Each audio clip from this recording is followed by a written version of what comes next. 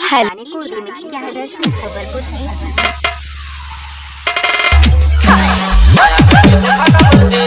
रानी मोर माया के रे माया के धोखा नहीं दे ओ ए राजा मोर माया के रानी मोर माया के रे रानी मोर माया के ना डीजे को सजी बलपुर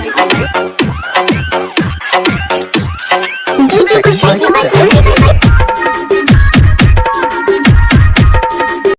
बजाना काय को बंद किया रानी मोर माया डीजे के सामने से हट जाएं।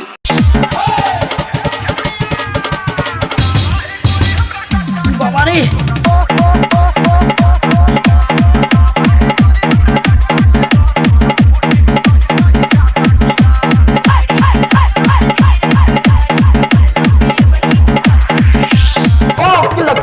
इस गाने को रिमिक्स किया है दर्शन खबरपुर से।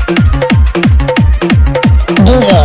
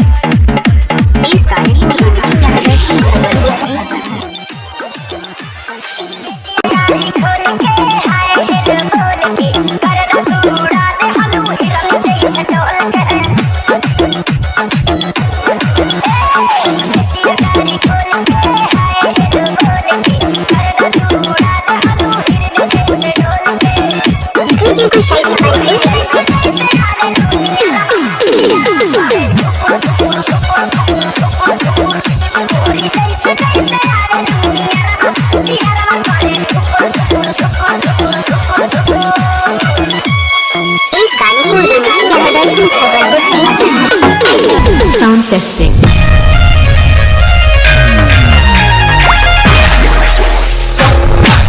Hey, hey, hey.